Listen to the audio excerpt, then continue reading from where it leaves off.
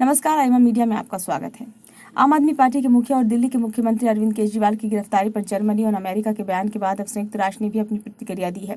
संयुक्त राष्ट्र महासचिव एंटोनियो गुटेरेस ने प्रवक्ता स्टीफन दुजारिक से अरविंद केजरीवाल की गिरफ्तारी और कांग्रेस पार्टी के बैंक खातों को फ्रीज करने को लेकर पूछे गए सवाल के जवाब में एंटोनियो गुटेरेस के प्रवक्ता ने कहा कि हम उम्मीद करते हैं कि दूसरे किसी भी देश की तरह जहां इलेक्शन हो रहा है, भारत में भी राजनीतिक और नागरिक अधिकारों के साथ साथ सभी लोगों के हितों की रक्षा होनी चाहिए।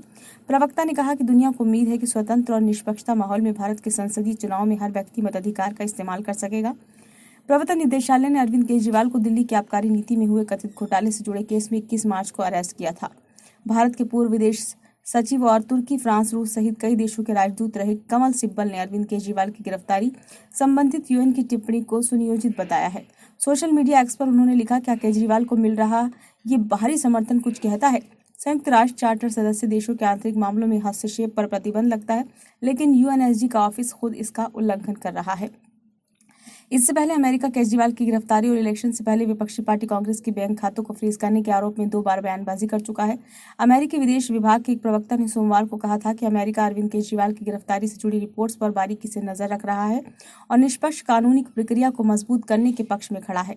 अमेरिकी विदेश मंत्रालय को अवांछित करार देते हुए भारत ने इसका कड़ा विरोध जताया और भारत में मौजूद अमेरिकी कार्यवाहक deputy chief of mission Gloria Berbena को तलब किया था। भारतीय विदेश मंत्रालय ने कहा कि कल भारत ने अमेरिकी दूतावास के एक वरिष्ठ राजनयिक को अपनी कड़ी आपत्ति और विरोध दर्ज कराया था।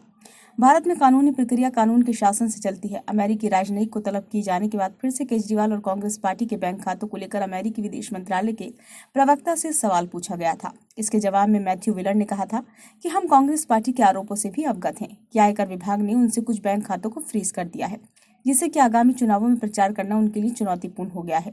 हम इनमें से हर एक मुद्दे के लिए निष्पक्ष, पारदर्शी और समय पर कानूनी प्रक्रियाओं को प्रोत्साहित करते हैं।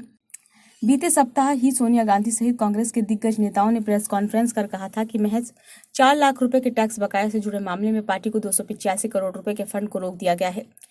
इससे पहले जर्मनी ने भी अरविंद केजरीवाल की गिरफ्तारी के लिए निष्पक्ष सुनवाई की अपील की थी। केजरीवाल की गिरफ्तारी पर जर्मनी के विदेश मंत्रालय के प्रवक्ता से सवाल किया गया था कि चुनाव से पहले भारत में विपक्ष के एक बड़े नेता और दिल्ली के मुख्यमंत्री अरविंद केजरीवाल की गिरफ्तारी को कैसे देखते हैं।